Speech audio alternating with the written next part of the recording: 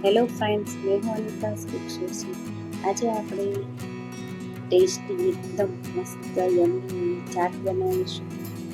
ચાલો recipe start કરીએ. તો એની માટે મેં વ્હાઈટ વટાણા લીધા છે. એને પલાળી દીધા તમે 2 કલાક માટે. અને હવે આપણે વટાણા ધોઈને કુકરમાં એડ કરી દઈશું. બટેકા 2 નંગ નાખ્યા છે. હળદર અને મીઠું મૂકીને 4 થી 5 સીટી પાડી દઈશું. સીટી પાડીને પછી તમે જુઓ તો આપણા બટેકા અને વટાણા સારી રીતના બફાઈ ગયા છે.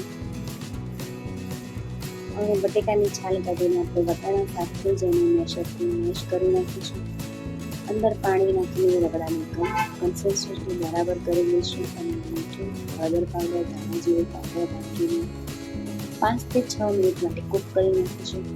હવે લીલી ચટણી બનાવી દઈશું. તો એની માટે મેં ધાણા લીધા છે, ચૂકું ટોપરું લીધું છે, મરચાંના ટુકડા, મરચી, આદુનું ટુકડું અને અહીંયાની વ્હાઈટ જે ચણા આવે એ લીધા છે. એને રસ એડ કરી દઈશું.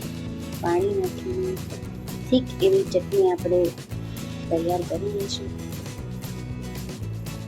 હવે બીજી બાજુ મેં અહીંયા આંબલી અને ખજૂરને પલાળી નાખ્યા હતા 2 કલાક માટે. એને આપણે એના બીજ કાઢીને આપણે મિક્સર જારમાં પ્યુરી કરી નાખીશું.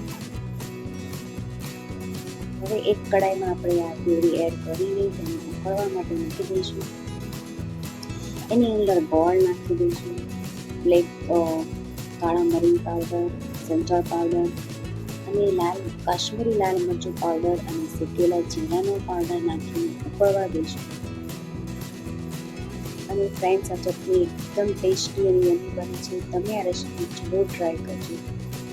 ચટણી આપણે ઉકળી જાય એટલે એને છાવણીથી આપણે છાળી નાખીશું કે જેથી કરીને રેસા કે કંઈ હોય તો તે નીકળી જાય. હવે આપણે ચાટ પ્લેટમાં બધી જ સરખી મૂકી દઈશું.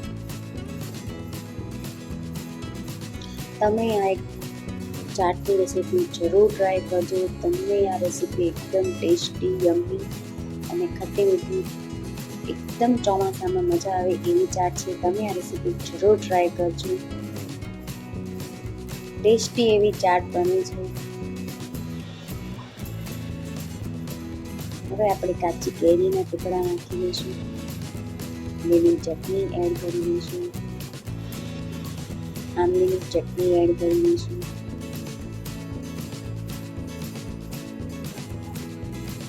સેવ એડ કરી દઈશું. અને દાડમના દાણા ઉપરથી નાખી દઈશું. અને કોથમીર નાખી દઈશું. તો આપણી ટેસ્ટી ખટ્ટી મીઠી ચાટ તૈયાર છે. તમે આ રેસીપી જરૂર ટ્રાય કરજો. તમને મારી રેસીપી સારી લાગી તો લાઈક, શેર એન્ડ સબસ્ક્રાઈબ કરજો. અને તમે આ રેસીપી ચાટની જરૂર બનાવજો અને મને કોમેન્ટ કરજો કે તમને રેસીપી મારી કેવી લાગી. Bye bye.